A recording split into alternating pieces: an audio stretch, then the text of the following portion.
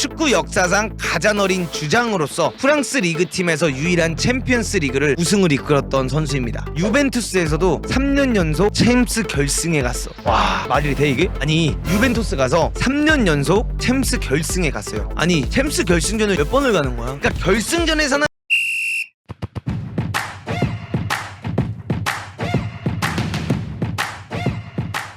디디에 데샹 그는 누구인가? 일단은 디디에 데샹 같은 경우에는 여러분들 68년생입니다. 68년생이고 54세. 프랑스에서 태어난 그는 낭테 유스를 나와서 낭테에서 데뷔를 했습니다. 원래 포지션은 수비수였는데 키가 174cm였기 때문에 그는 점차 수비수에서 수비형 미드필더로 포변을 했습니다. 그래가지고 수비수 출신의 수미였기 때문에 그가 수비수들 앞에 서 있는 것은 진짜 수비수들한테 엄청나게 도움이 되는 선수였습니다. 뛰어난 활약을 펼치던 그는 엄청난 기대감을 받고 여러분들 마르세유로 이적을 하게 됩니다. 마르세유로 이적을 하게 됐는데 기대와 달리 적응을 하지 못했고요. 마르세유에서 황의조가 있던 보르도로 임대를 가게 됩니다. 보르도에서 1년을 뛰면서 대부분의 경기에 선발 출전을 했고요. 마르세유의 감독은 그를 다시 불러들이기로 결정합니다. 마르세유로 복귀한 그는 정말 엄청난 기록들을 만들어 갑니다. 선수 때 그의 기록들도 정말 대단했어요. 마르세유로 복귀한 그는 마르세유에서 축구 역사상 가장 어린 주장으로서 프랑스 리그팀에서 유일한 챔피언스 리그를 우승을 이끌었던 선수입니다. 그 어린 나이에 마르세유 주장직을 달고 챔스 우승을 시켰어. 프랑스 구단 역사상 처음으로.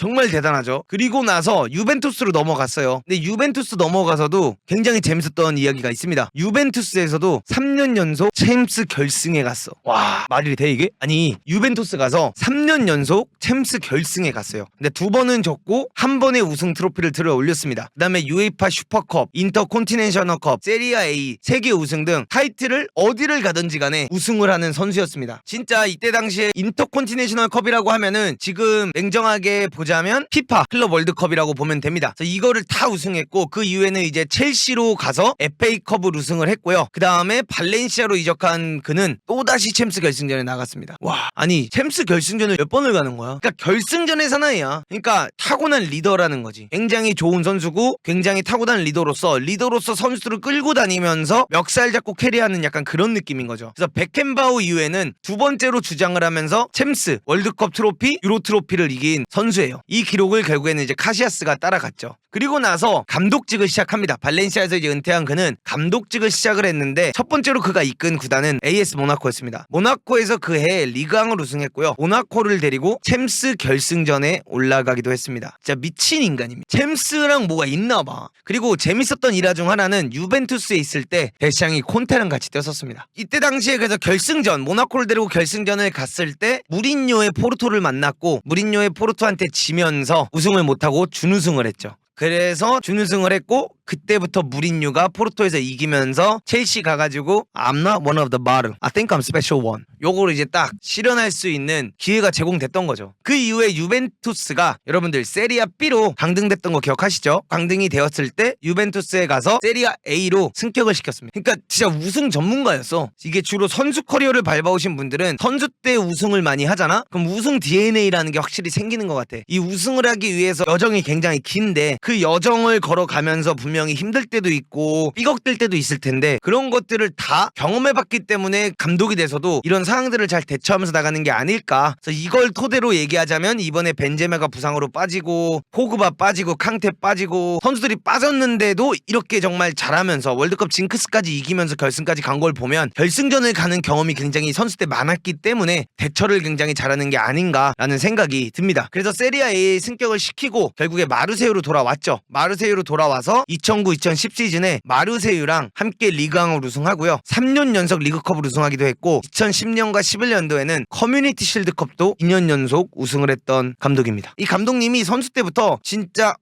어마어마하게 많은 우승컵을 들었고 감독이 되고 나서도 가는 구단마다 많은 우승컵을 들어올리고 결승전을 많이 갔던 감독님입니다. 그래서 국가대표 커리어는 103경기를 뛰었습니다. 11년 동안 대표팀을 뛰었지만 월드컵은 한 번밖에 못 나갔어요. 이것도 좀 되게 재밌죠? 국가대표를 11년을 뛰었고 커리어에서 103경기를 뛰었는데 월드컵은 한 번밖에 못 나갔어. 근데 그 한 번을 우승으로 이끄는 주장이 되었습니다. 지금 왼쪽에 보이는 사진 보시면 월드컵에 뽀뽀하고 있는 사진 보이시죠? 한 번 월드컵 나가서 싹 우승해오고 돌아옴. 대박이죠. 그래가지고 대표팀을 뛸 때는 한 번을 월드컵을 나가서 우승을 했고요. 2년 뒤에는 유로 2000을 우승했습니다. 대단하죠. 진짜 위너야. 본투비 위너가 바로 이겁니다, 여러분들. 그리고 나서 그는 2012년도에 국가대표 감독으로 선임이 됩니다. 감독으로서 그의 첫 번째 월드컵은 2014년도였고 그는 프랑스를 8강으로 이끌었지만 최종 우승팀인 독일에게 1대0으로 패배를 하면서 탈락을 했어요. 그때 데시앙이 분명히 어떻게 보면 8강에서 떨어져서 데시앙을 자를 수도 있었어. 프랑스 입장에서는 야, 우승해야지 이럴 수 있잖아, 충분히. 왜냐면 프랑스란 나라가 뭐 우승을 못 해보는 나라도 아니었고 데시앙이 직접 우승도 해봤지만 프랑스는 그의 손을 놓지 않았습니다. 그래서 4년 후에 데시앙이 선수들을 대회 나가서 결국에는 대회를 지배했고요. 결승전에서 크로아티아를 4대2로 꺾고 두 번째 월드컵을 손에 얻었습니다. 데시앙은 선수이자 감독으로서 월드컵을 우승한 사람입니다. 마리오 자갈로, 프란츠 베켄바우에 이어서 선수이자 감독으로 대회 우승을 차지한 세 번째 선수가 되면서 희귀한 그룹에 합류했습니다. 유니크한 그룹에 합류하게 된 디디에 디샹이다. 그리고 그는 또한 그렇게 한 두 번째 주장이다. 그러니까 주장을 하면서까지 그 업적을 다룬 거는 베켄바우밖에 없었대, 지금까지. 근데 베켄바우를 이어서 그걸 이어간 게 디디에 디샹이고, 디디에 디샹이 그걸 이어간 다음에 그거를 선수로서 그걸 이어간 사람이 누구냐? 레알 마드리드의 카시야스. 다 우승했잖아, 카시야스도. 그래서 카시야스가 감독되는 것도 굉장히 궁금합니다. 이런 우승하는 감독님들을 보면서 느낄 수 있는 것 중 하나가 뭐냐면, 과르디올라도 사실 그렇고요, 데샹도 그렇고, 그 모로코 감독도 그렇고, 한 리그에서 오래 뛴 사람들보다 여러 군데를 돌아다니면서 선수 생활을 해본 사람들이 우승을 많이 하는 것 같아요. 이 리그도 가서 경험해보고 저 리그도 가서 경험해보고 이렇게 경험을 해보고 그 나라의 문화, 그 나라가 어떻게 이 축구를 받아들이는지, 철학, 이런 거를 보고 느낀 사람들이 결국에는 우승 트로피를 많이 들어올리는 감독이 되는 것 같습니다. 이런 것들을 보면서 좀 그런 것들을 많이 느낄 수가 있었어요. 과르디올라 같은 경우에도 은퇴하기 전에 멕시코인가 막 이런 데 가가지고 선수 생활도 했었고, 그 다음에 데샹 같은 경우에도 옮겨 다니면서 선수 생활 많이 했고, 그 모로코 감독 같은 경우에도 여러 군데를 돌아다니면서 우승을 했고, 이런 걸 보면 사비도 은퇴 전에 카타르 넘어갔었나 그랬고, 그러니까 이런 것들이 우연이 아니라는 거지. 정말 월드컵이라는 무대 혹은 챔스라는 무대, 정말 이런 큰 대회들은 유럽 팀들끼리 뛰면서 경험할 수 없는 그런 경험치들을 미리 습득할 수 있는 장점이 돼야 된다고 해야 되나? 그런 것들을 얻을 수 있다라고 볼 수가 있고요. 카타르에서는 프랑스가 다시 토너먼트 결승전까지 하면서 데시앙이 이전에 다른 어떤 감독도 해보지 못한 일을 앞에 두고 있습니다. 두 번 연속으로 월드컵 트로피를 들어올리는 것, 아무 누구도 해보지 못한 그 업적을 지금 데시앙이 앞에 두고 있습니다. 내가 데시앙이라면 이걸 만약에 들어올리면 난 프랑스 국대 못 떠날 것 같아. 물론 웃을 때 떠나라 이렇게 볼 수도 있겠지만, 이거를 우승하고 헤트트릭 하러 가는 거 아니야? 4년 더 해가지고 데시앙이 나 헤트트릭 한다, 나 클럽 축구 신경 안 쓴다, 난 국대 축구의 1인자가 되겠다, 이거를 하려는 것 같아. 진짜 대박인 것 같아. 난 국대의 왕이 되겠다, 이런 생각도 좀 많이 들더라고요. 그래서 요렇게가 감독 디디에 데샹에 대한 이야기였습니다.